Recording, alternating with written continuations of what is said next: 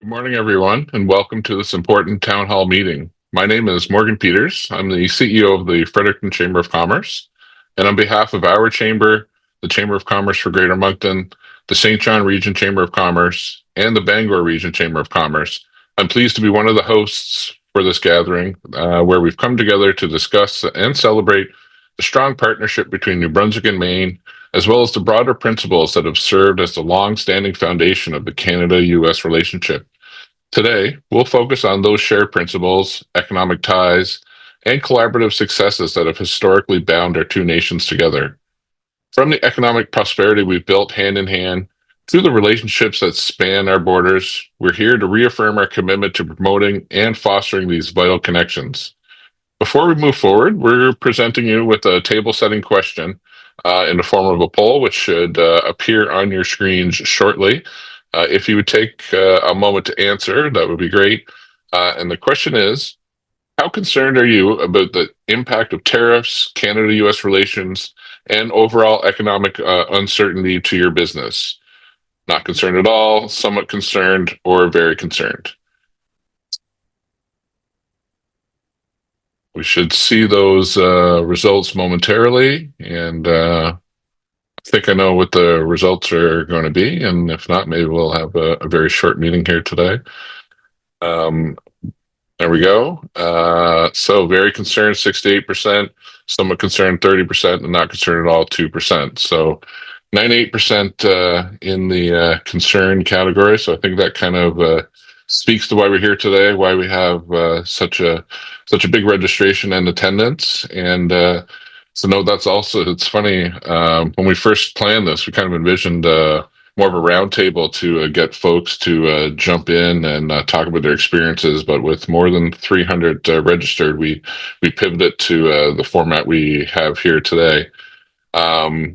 So to get things started, I'd like to extend my gratitude to each of you for taking the time to join us today.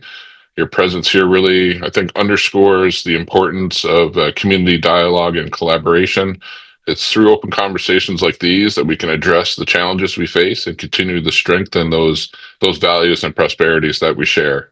So let's use this platform to reflect on the successes we've achieved together, to address concerns like the obvious impacts of tariffs and the overall uncertainty, and perhaps even to a greater degree, the devaluing of our two nations' positive contributions to one another.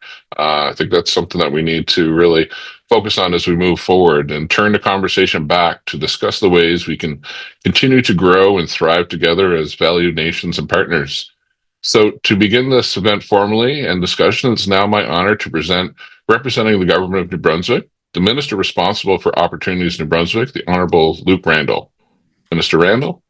Thanks so much, Morgan, and thank you everyone for being here today. I'm Luke Randall. I'm the Minister responsible for Opportunities New Brunswick, Economic Development, Small Business, Alcohol NB, and Cannabis NB.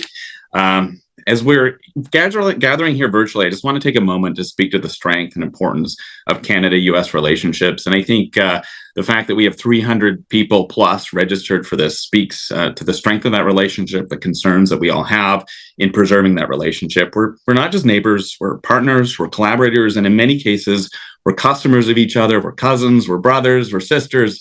We're so connected, and we have been for centuries. Our ties run deep, and these relationships are vital to the prosperity of both Canada and the US. In particular, speaking today to a New Brunswick and Maine audience, that relationship is, as we all know, particularly vital. As we know, recent challenges, especially those affecting cross-border travel and business, have created real difficulties for many of our friends in Maine and New Brunswick. I want to acknowledge that, and I want to acknowledge that it's not easy, but I also want to say, Maine, we want you here. We want to have those conversations. We're here. We're open for business. Come on over this summer. Get your vacations booked. We really do know that we're friends, and we want to continue that friendship. I'm a small business owner myself. That's where I come from. That was my previous career, previous to politics, and so much of our supply chain was based in the U.S. I began my business. Started planning in 1994, opened it in 95. So that was sort of just as the entire supply chain in North America was rebuilding around NAFTA. So I actually served on the executive of the world's largest buying group for art materials based in the US. A lot of my friends are in the US, and so much of our supply chain was in the US, and much of that since October is broken down. It's amazing how much of the supply chain has disappeared. So I know certainly from experience the challenges that New Brunswick and people of Maine are facing, and how integrated we are, and how much time that's taking, and how much stress that's causing. The impact of tariffs has been a burden, and I want our business community on both sides of the border to know that the government of New Brunswick is working tirelessly to support them. I also just want to say that I'm so heartened to see that the state of Maine is equally committed to addressing these issues. In fact, Maine was one of the 4 Republican states that recently stood with Canada in opposing harmful tariffs. I want to recognize their leadership, express our gratitude for Maine's unwavering support. It really shows how important the politicians on both sides of the border, leaders on both sides of the border, and business leaders on both sides of the border recognize how important that relationship is. The collaboration between our province and the state of Maine is critical, and this partnership will ensure that we navigate these challenges together. We share the same concerns, and events like today's town hall are essential to show that both New Brunswick and Maine are serious about keeping our ties strong, supporting each other through these difficult times. I look forward to the conversations and solutions that will emerge from this gathering as we continue to work hand in hand to strengthen the Canada-US relationship. Merci. Thank you so much for being here. We're in this together, folks. Thank you, Minister Randall. I know you have to run. We really appreciate you making the time for us this morning. I think that was the perfect tone to set for the rest of the conversation.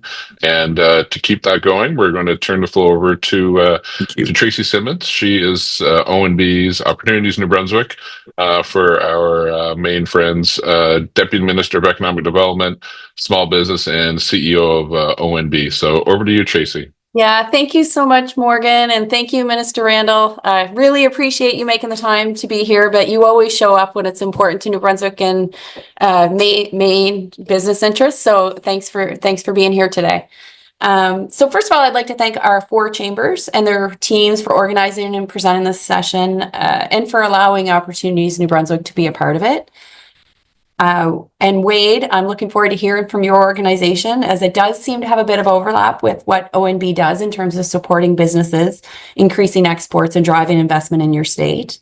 And I am particularly thankful that when I checked out your Teams Canada desk, I did see that New Brunswick is listed as a key province. So thank you for that as well. As everybody on this call is well aware, Canada is Maine's largest trading partner by a wide margin. So I know the tariff issue is top of mind, as demonstrated by the poll at the front end of this meeting opportunity. And so we would share the concerns on the New Brunswick side. We have a shared strong economic relationship, and it's deeply rooted in our trade and cross-border commerce. I will also say that we have a lot of familiar relationships as well. And just me personally, I think I would have cousins in, I guess, right down the I-95, Bangor, Pennsylvania, and then in Florida. So, that just speaks to how intertwined we are as friends and neighbors. And so I will also say that, like Minister Randall mentioned, we were very happy to see recently that Maine's Senator Collins did recognize the importance of the Maine-New Brunswick relationship. And I'm just hoping you could pull up a slide for me here. I do have a couple slides, and it's really just to level set about what that economic relationship is. And so obviously this is the partnership. This is the data behind our relationship. Today, Maine imports about $3.4 billion from New Brunswick. And its New Brunswick exports total roughly $790 million. But I'll get into that in a second on the next slide. But obviously, what you'll see when I do show you the next slide is that there's a lot of interconnectivity between our 2 regions, and most notably as it pertains to our resource sectors, and notably pulp and paper, forestry, agriculture, energy, and manufacturing. And that's really a result of some of those large companies that are located on both sides of our border, of our shared border. Companies like McCain Foods, Twin Rivers Paper, or the Irving group of companies. And so with that, with those large players, often what we're seeing is operations on both sides of the border, which leads to the flow of products to and from. And so just without, I can speak to some of these bullets. I'm sure you've had a chance to give them a read by this point, but what the data tells us is that there's 94 Canadian-owned companies that are employing over 5,000 workers in Maine. That Maine exports more to New Brunswick than to any other single country. Maine exports about $790 million in goods annually to New Brunswick. And that we have 17 shared border points, which is really quite high between a state and a province. So if you could just go on to the next slide, perhaps. I will just explore this one a little bit before getting back to my remarks. So this slide really shows the flow of goods between the two provinces. And there absolutely on paper does look like there's a trade imbalance. But I think when you go through the data, what you'll see is that's really driven by two things. It's driven by fuel and electricity. Beyond that, it's a pretty equal and balanced relationship with a large oil facility here in the province. We do tend to send significant amount of fuel into Maine, and also obviously the electricity. So remove those two things and it's really a balanced relationship. So I think that's all I need for the slides. If you'd like to just go back to this, thank you. So I think the other thing outside of that I'll just speak to about in terms of being concerned, it is on the tourism front. We spoke briefly on that on the front end, and I think Minister Randall shared that as well. What we're seeing from the data is that the passengers and the travelers across our land borders is at COVID type levels, which heading into a tourism season for both New Brunswick and Maine, that is concerning. And I do hope that. We'll be there to support those businesses, as it is going to be uncertain times and there are going to be impacts. So from the New Brunswick perspective, we today are trying to prop up some supports for those tourism players in the industry in case they do feel the effects of the decreased travel. I will say that I am hopeful, though, that there's 300 people joining the call today. That's just a demonstration that we want to be good friends and neighbors and business partners. I continue to believe that the key is to stay focused on making the business case for Canada-US relationship, and that this might be just a moment in time, because the business case is there and it's strong, and we all know this. In February, I was part of a mission with Minister Randall, Premier Susan Holt, and other New Brunswick business leaders that went to Washington. I will say the conversations we had in Washington were positive and productive. Businesses, industry associations, all that we spoke with in Washington, undeniably, they understood the trade relationship between Canada and the US, and that how it has been beneficial to both nations' private sectors. So despite the passions running high, when you can get past the social media chatter, what you end up finding is professionals on both sides of the border that want to find a path forward to maintaining those good relationships. Our leadership team and senior leaders throughout provincial government, as well as our partners at the Chambers of Commerce, have been working very hard to ensure that New Brunswick business interests are protected as best as possible. And I'm certain that it's the same same story in Bangor, Portland, and throughout Maine.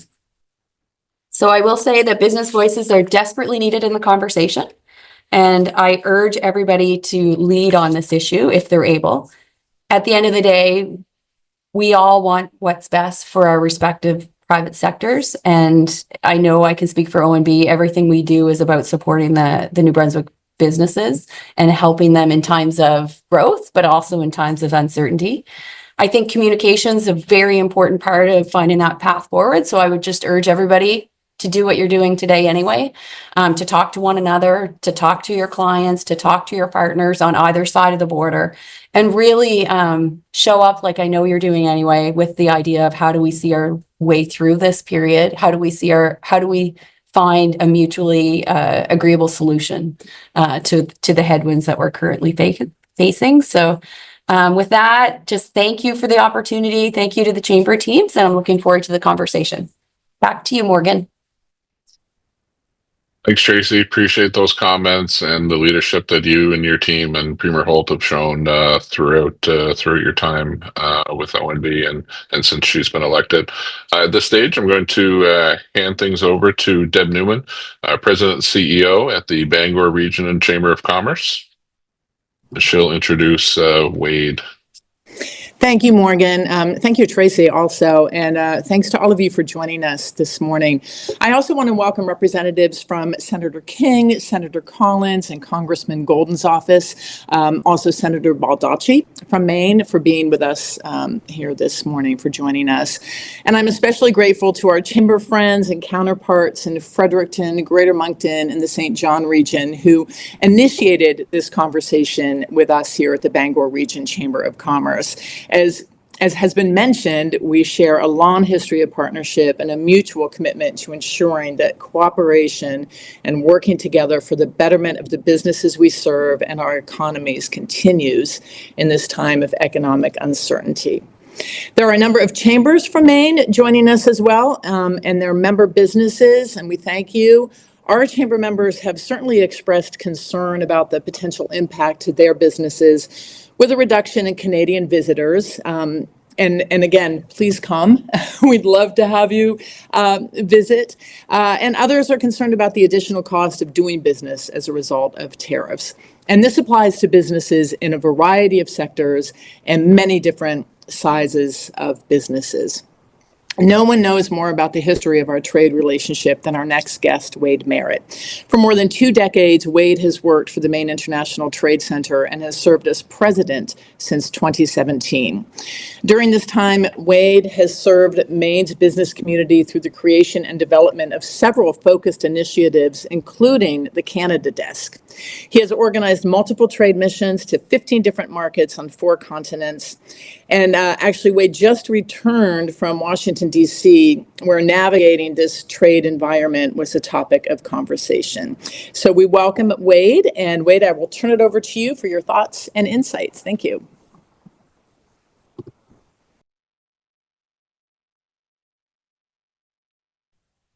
Thanks, Deb. Appreciate it. Lovely to see everybody. Sorry, just trying to get things figured out. You'd think 5 years into using the Zoom thing, you'd have it, but there you go.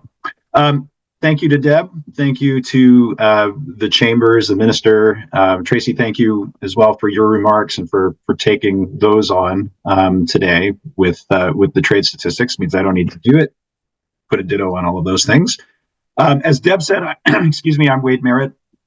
I'm president of the Maine International Trade Center. And I have the privilege of leading a group of 9 professionals here whose job really is to bring international opportunities to Maine's businesses, its workforce, and its communities. As Deb said, I personally have a deep connection with Canada. Founded the Canada Desk in 1998 here when I was living up in Bangor, which really was involved in trying to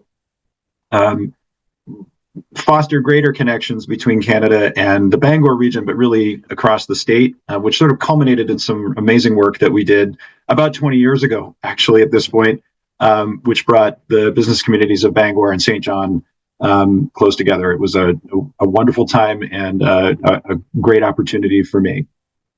I wanted to just kind of echo some of the comments made by a couple of the earlier speakers. I think the relationship with Canada has always been best described as the relationship with Canada has always been best described, I think, for Maine as doing business. I've always kind of been hesitant to say things like we're doing international trade with Canada, right? It is technically that, yes, but given the level of integration that occurs and exists between our economies, particularly in our natural resource-based industries, but also you heard from earlier speakers talking about energy, talking about tourism, talking about the shared cultural heritage, talking about our shared, in some cases, ancestry. It is clear that it is a relationship that goes much further down into our psyches, our DNAs, than say taking a group of companies from Maine to a different part of the world. And I think that that's something that really kind of makes conversations like this kind of necessary. I also want to point out the fact that I love the fact that we are talking about chambers having these conversations. The businesses that are not quote unquote necessarily international trade companies, that are the Main Street businesses that make up the communities on both sides of the border. It is important for your voices to be heard in this conversation. And so bravo to the chambers for being part of this conversation. So as you might imagine, Deb mentioned, I had the opportunity last week to be in DC with my counterparts from 30 to 35 other states. It was completely coincidental. These dates had been chosen a year ago, but what a time to be in Washington as an international trade professional. Had the chance to meet with members of Maine's congressional delegation. I think we heard from all four members of Maine's congressional delegation, federal agencies, major think tanks on international trade, really to start kind of digging into where are we now, so that we're able to, and in our case, from our organization's perspective, be able to counsel the companies that we're working with as they're trying to navigate a fairly uncertain and unfamiliar international trade environment. So if the word for 2020 is pivot, I think it's safe to say already the word for 2025 is uncertainty. I wish I could tell you you're going to walk out of here with more certainty. I don't think that's going to happen, but my point here today really is talk a little bit about what we're seeing on this side and how we're working with the companies that we're working with. You'll also notice me looking kind of on and off camera. As you can imagine, 4 days of trade policy fire hose in DC meant I came home with 12 pages of notes. They're sort of scattered out here on my desk in front of me. My plan is I'm going to talk at a fairly high level, and then we'll leave time for questions and answers because there's a lot to this. So right now, as it stands, we're dealing with, as I said, kind of an uncertain and different trade environment. And though the kind of initial IEEPA tariffs, the international, the ones that were focused on Canada and Mexico specifically, are kind of top of mind for many of us, given the integration. For a main company or for a main manufacturer, there is actually several different policies in place that we're trying to track and we're trying to balance from a priorities perspective. So there is, of course, the Canada-Mexico tariffs that I know that you're all very concerned about, as are we. We are also paying close attention to national security tariffs, which were placed on steel and aluminum imports to the U.S. The president's executive order announcing reciprocal tariffs last week, that was the April 2nd announcement, which actually, under the announcement, extended the pause that Canadian imports were under from the earlier announcement. Where companies are also dealing with uncertainty with the automotive industry, with the auto parts tariffs. There's also some things going on with Venezuelan oil, secondary tariffs. If you buy Venezuelan oil, you're subject to a 25% tariff from the United States. Lots of things that we're tracking, lots of things that companies need to try to figure out. And also, several of these things are stackable. So if you're an importer of an aluminum auto part from Malaysia that buys Venezuelan oil, 25% on top of 25% on top of 25%.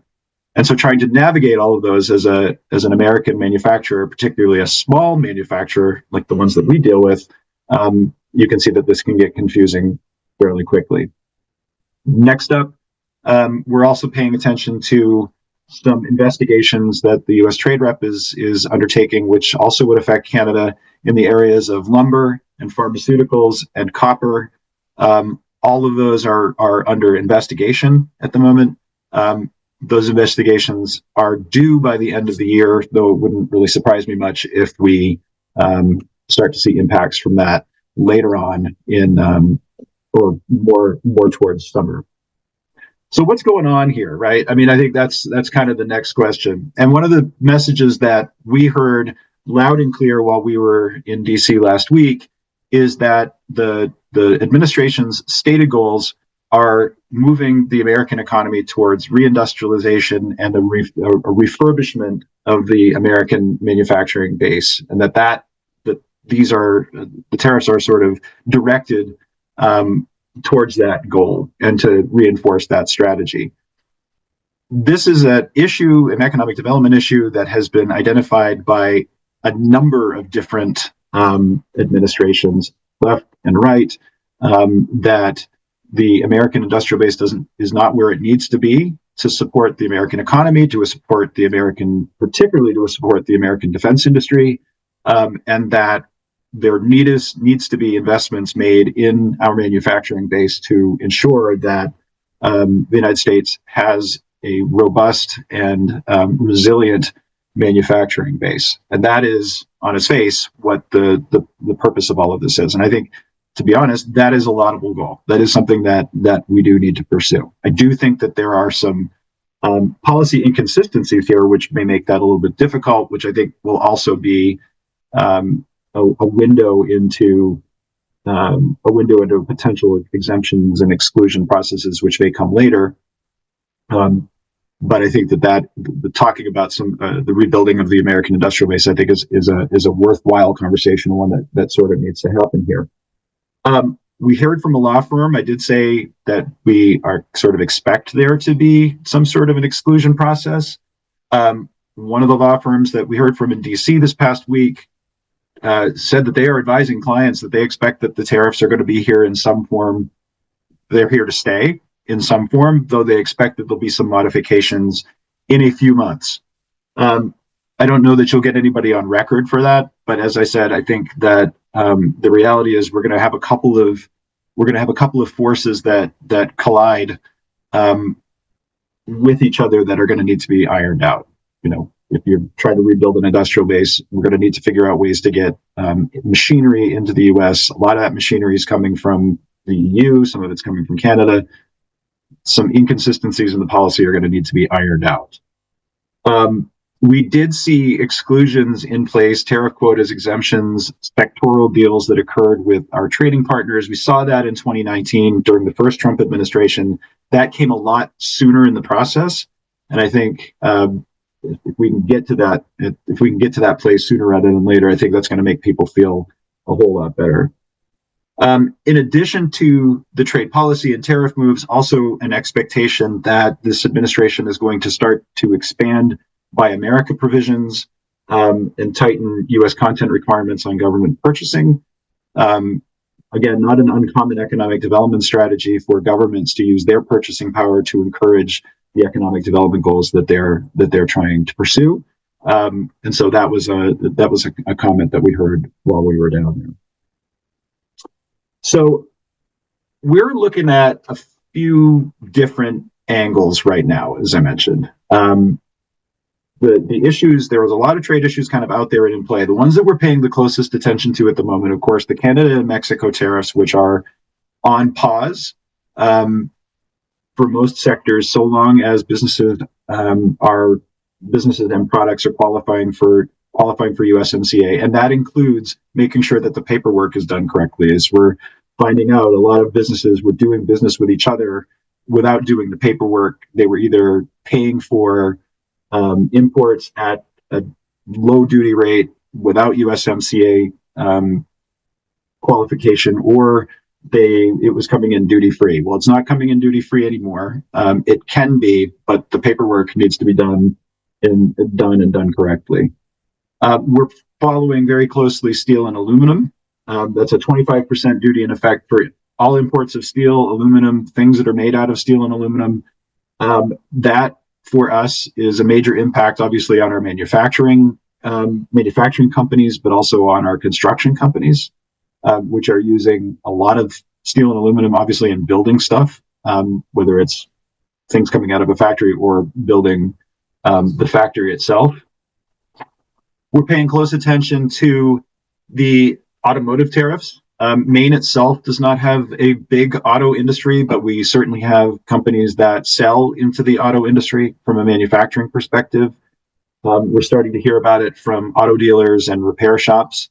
And one kind of unexpected angle we learned about last week was the potential impact on auto insurance for those of us who are living in Maine. If a car costs more expensive, if a car costs more, or the parts it takes to repair them cost more, then insurance rates are likely to climb. And then also reciprocal tariffs, which landed on April 2nd as part of the president's executive order, just has kind of kicked off a whole bunch of uncertainty about kind of global supply chains. We're spending quite a bit of time talking companies through how that's going to work and how that's going to work and how they might be able to pivot supply chains from those countries that have higher tariff rates, perhaps down to some of the countries that have lower tariff rates. So all of this adds up to a whole lot of impacts, right? We're looking at how the industries, I think, that we're paying attention, that we're kind of most paying attention to. I mentioned manufacturing, construction, with you all directly thinking about impacts to natural resources, energy, and tourism.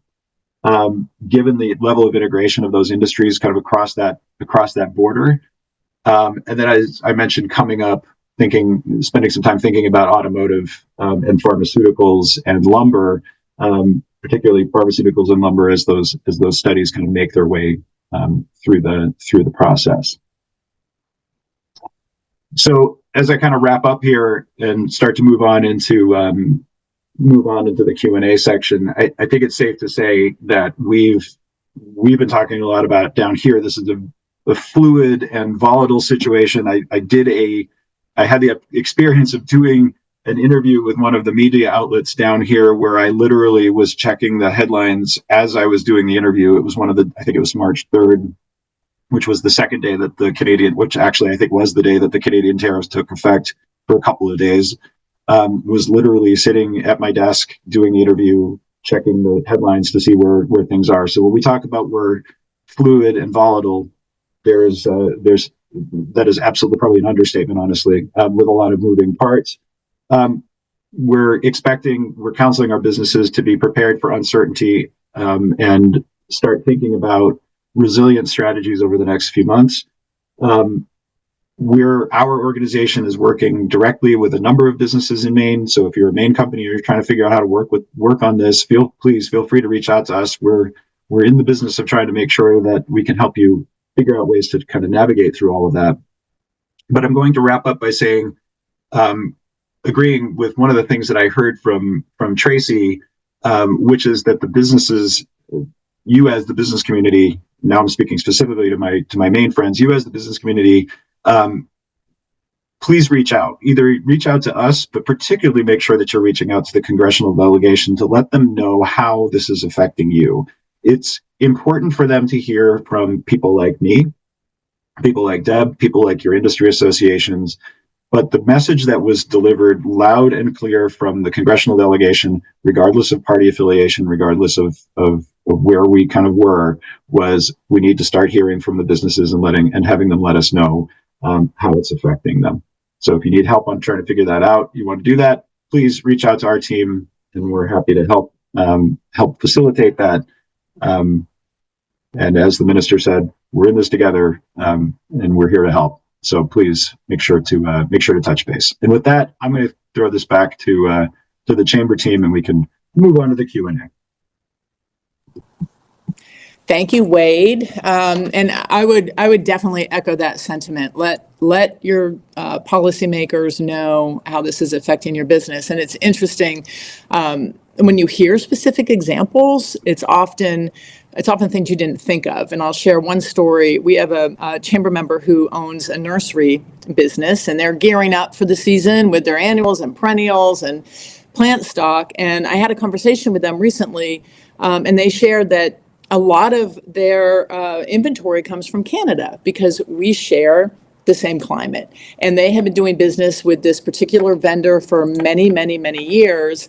And what's interesting is recognizing that there's a lot that they can't control about this, they've come together as business partners to say, look, there's nothing we can do about it. I mean, other than what we're trying to do here today, but let's try to mitigate this and split the additional expense, the additional cost. So they're splitting the additional costs related to the tariffs and trying, the nursery here is trying really hard not to pass that additional cost onto their customers, recognizing that a lot of customers and consumers are pulling back on spending right now, given all of the economic uncertainty. So there's all these stories that we're hearing, and but it's a perfect example of like, okay, we just have to come together and partner and figure this out. So I just wanted to share that. And with that, I'm very happy to introduce our next speaker, Kim Wilson. Kim serves as the CEO for the Chamber of Commerce for Greater Moncton. Thank you, Deb, and thank you all again for participating at today's webinar.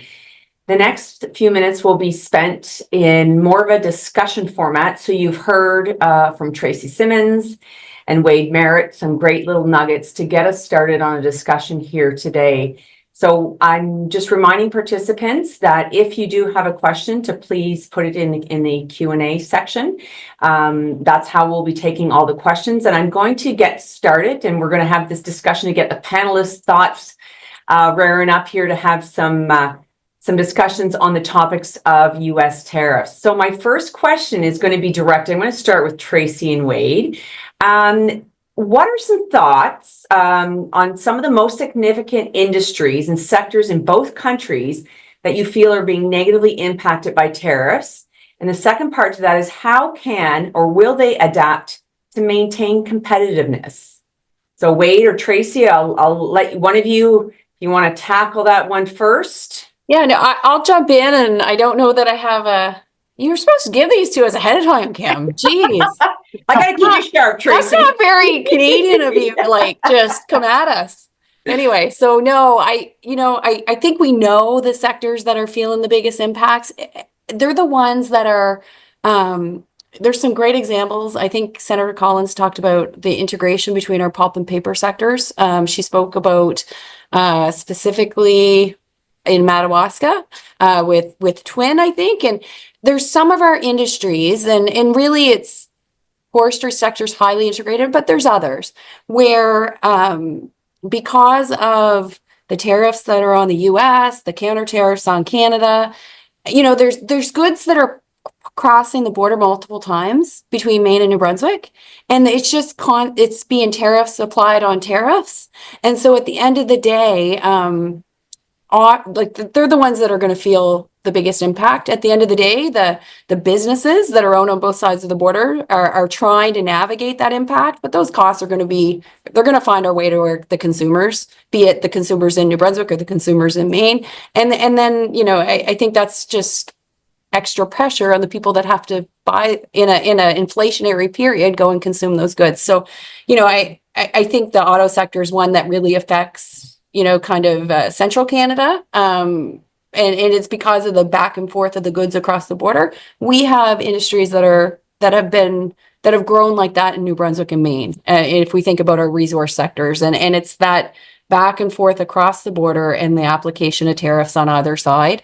What I will say around there are opportunities here. And so I'm going to try to make lemonade out of everything kind of person, but there are opportunities. So I think for a long time, New Brunswick companies have, we've become very reliant on the U.S. relationship. Perhaps we took it for granted. Perhaps we should have spent more time with our U.S. partners. But I do think now what I'm hearing from New Brunswick companies is they're very motivated to invest in a different path forward. And that investing into their productivity. So it's not about diversifying away from the U.S. necessarily, but it's really doubling down to make sure that they can efficiently run their operation. It might mean that they have to put some capital back into their operation to try to improve their competitiveness, so that when they do have a tariff applied, they still can compete in the market. So I know that we have some new programming that we've stood up in New Brunswick to help our industries invest into their productivity, their automation, their machinery. I expect that that's what a lot of our companies are going to do, as well as obviously they've always had a desire to grow and scale their operation. And so I think that they will also look for, strengthening the partnership with the US, because they're going to be able to invest in their productivity and sell into the US at a place that's competitive. And then they're also going to look to, grow into new markets as well. Just we are overweighted, I think, probably to the US relationship. And just I think this is a bit of a wake-up call for New Brunswick companies that we need to try to figure out how to not have all our eggs in one basket, so to speak, and that the more we can try to build some new relationships with other trading partners, it's just, it just makes for a stronger company. Thank you, Tracy.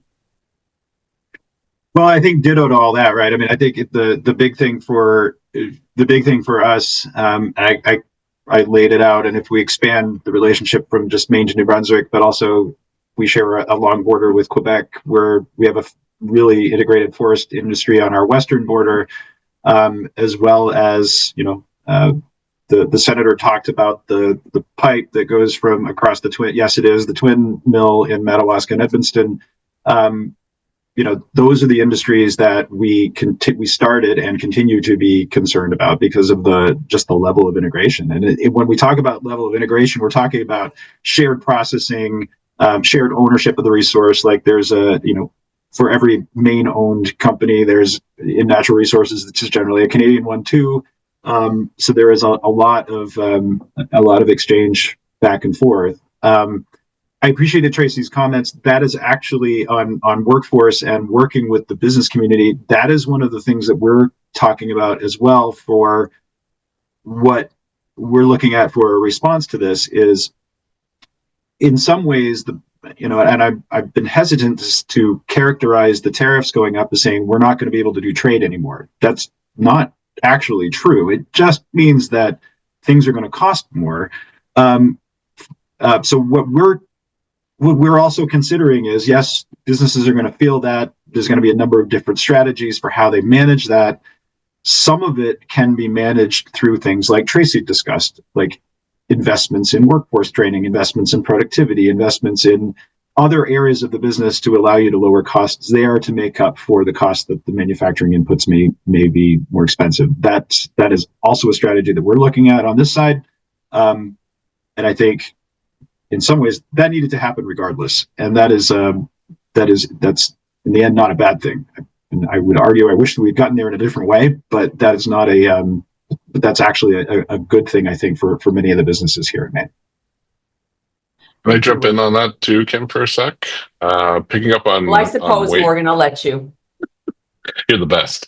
Picking up on Wade's talking about the relationship will still continue, and of course, like that's why we've built in the first place is those shared values and opportunities, and our two nations have prospered and grown together. And specifically in Madawaska and Edmundston, we're here talking about in part like building bridges and making sure we still have those bridges economically, but there's literally a bridge there that our two nations share, which a couple of years ago we formed a partnership to rehabilitate that bridge or replace it, which the Maine Department of Transportation controls and New Brunswick's DTI contributes to. So those things will continue to exist. So that's I think really kind of underscores why we're here today and why we have to maintain this open lines of communication, because it's going to remain an important relationship, and it should be, and that's what we should all be driving for. Thank you, Morgan. I'm going to throw the next question out to the CEOs here. How can we better communicate the economic benefits of Canada-US relations to citizens on both sides of the border? I'll chime in on that one. I think it's really important that we have different channels that we reach out to our membership on, whether it be social media or a webpage. But also, I think it's really important to engage in terms of surveys and make sure that that information is communicated and shared across our networks and our events. So I think for us, it's the glue to get the information together and to send out to our membership and our communities through the different channels that we have. Mm-hmm.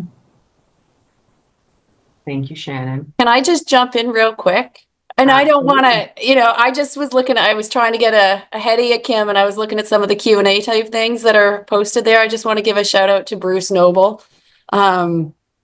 Anyway, this is why it's great to talk to businesses, because business owners come with solutions, right? And so that's why, ideas that perhaps governments or Wade, not to diss you, but sometimes we don't see all the opportunities and the solutions forward. And great job. So that's all. I just wanted to comment. I love seeing business people come forward with we've got a problem, but here's some potential solutions. So great job. No diss taken, Tracy. I freely admit, like the best ideas come from the business community. It was going to come out of my head eventually to be able to say, and people will find a way, right? I mean, we will find a way. That we're a reality, or we're a thing in each other's reality. Like this will happen, and it's not probably likely to come out of the genius that is Tracy Simmons and Wade Merritt, but it's going to come from the business community, right? So. Yeah, and I think the role of chambers has always been to be connectors, to connect businesses, to connect people, to connect ideas, to provide information, education. We don't always have the solutions, but this reminds me a lot of working through the pandemic and all of that uncertainty, and just getting the information out to our members, listening to our members, finding ways that we can support our businesses and our communities again. And this is just the start of this. Like, let's come together and have conversations and try to find ways to figure this out together, recognizing that we may not. Some decisions are out of our hands to change. We can do our best. We can share our opinions and our experiences with policymakers, but at the end of the day, we just have to figure out how do we work through this and find solutions when there are matters sometimes we just can't control. So I think that's an important role for chambers of commerce to play. Absolutely. Yeah, and I think we all agree here, all of us, that we're only as good as what we hear from the members. So, we encourage our members, share your information, share your real life situations of what you're going through. That really does help, especially when it comes to the advocacy work that we do, all of us at the chambers. So I encourage all of the members, don't take for granted that we know every specific situation. The more you share with us, the stronger the message can become as we navigate these, uncharted waters right now. There was ever a thing to highlight the importance of the relationship, it was the pandemic too. I remember, and our four chambers wrote to Premier Holt and Governor Mills, and this is one of the things we included was the pandemic, and how one of the things, it's mostly terrible. One of the things we came to realize was how interconnected and how important that relationship was. I mean, at that time, the border was literally quite close, and I remember, not literally, when it opened back up, and we were all like, "Oh, thank goodness! Thank goodness that is over, and we can get back to business and being and getting that relationship back." And I think we can all not want to run back that anytime soon. But again, just that interconnectedness and how important our relationship is and will continue to be. It's got to be the main thing that we all take away. And as chambers and government officials amplify that voice of business, like Tracy and Wade have pointed out, that's one of the reasons we're here, is to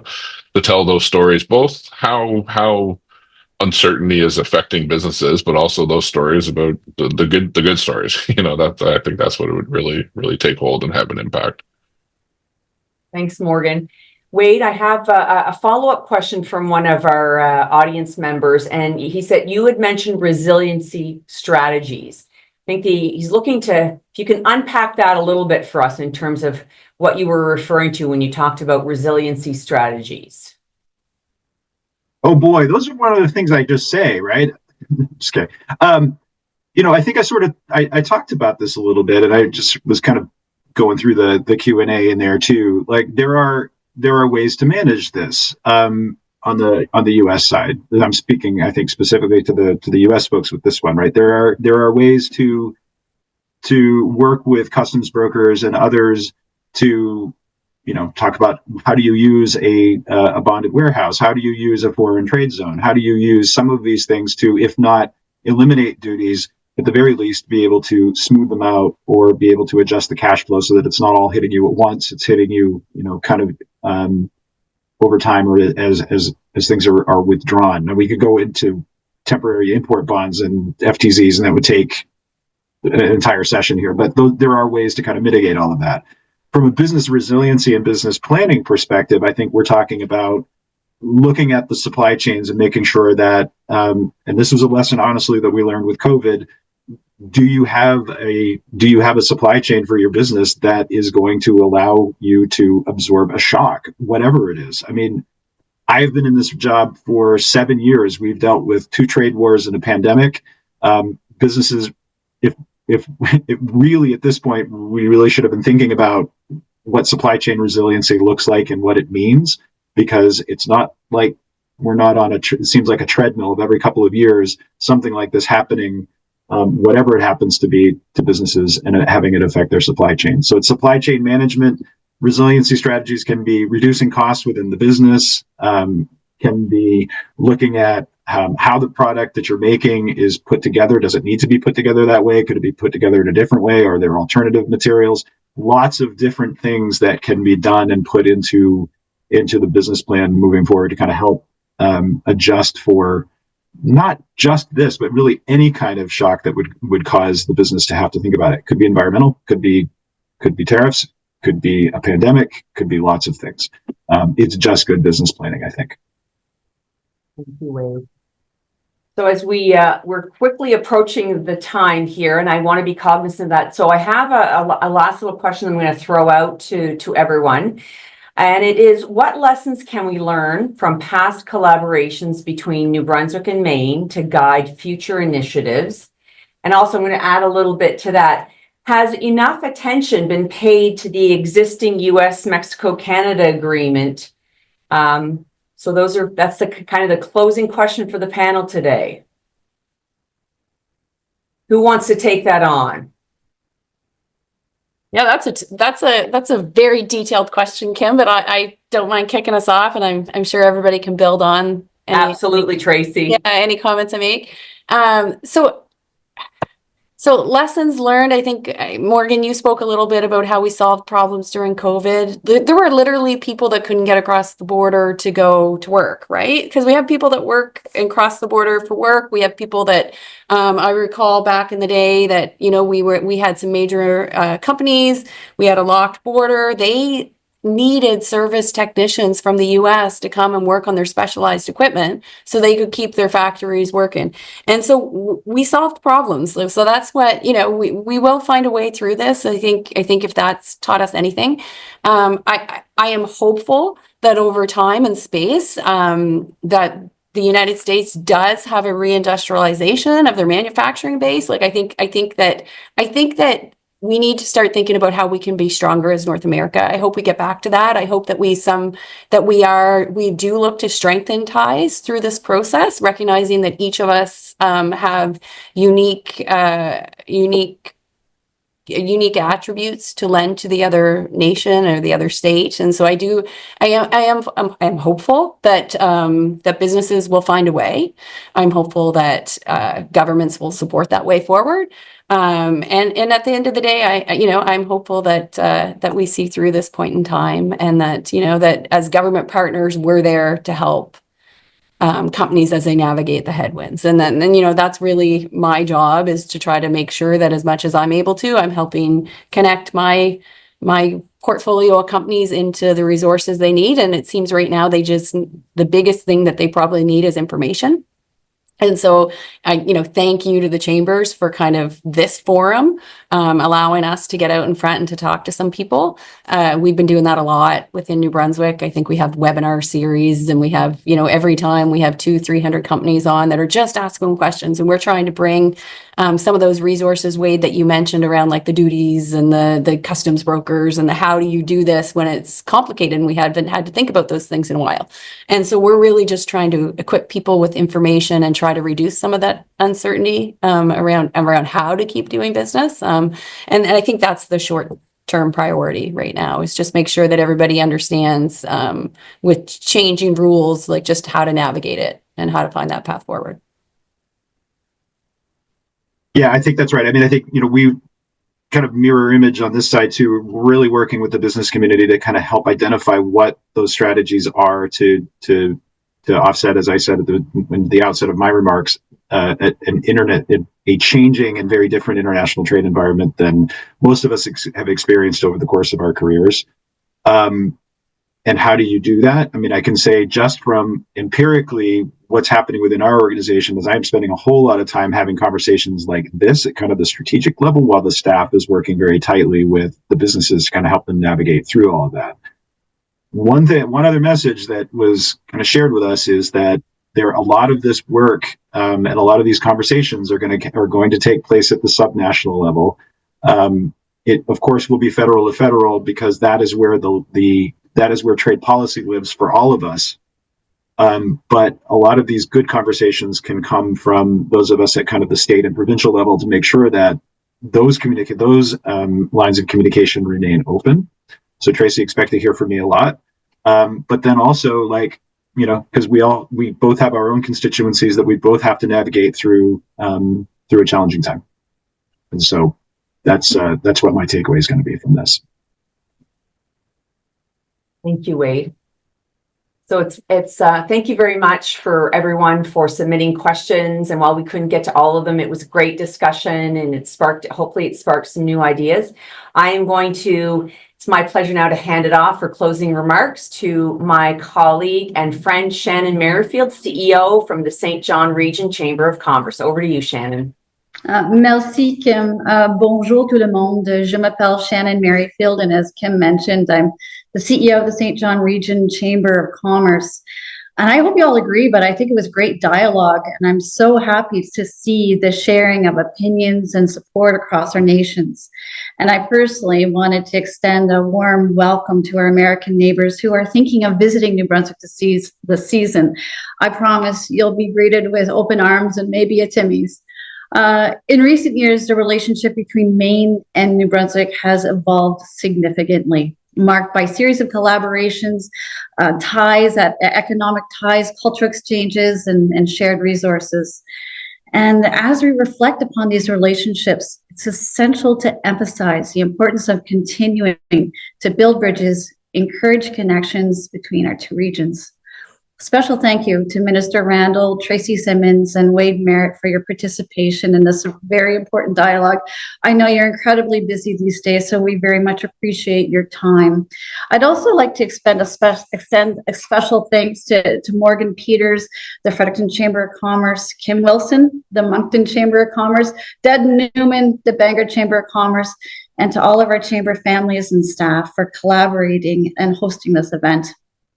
For those who would like a recording of this session, we're all going to be posting it on our chamber websites in the next few days, so you can take a look at it there. And your support and partnership are instrumental in promoting our shared goals and strengthening our collective efforts in trade agreements. A big thank you for the 340 plus viewers of this webinar. We appreciate your engagement and look forward to seeing you at future chamber events and hopefully in our communities. With that, I'd like to wish you all a great afternoon. Take care, be safe, bon après-midi, et au revoir. Bye-bye.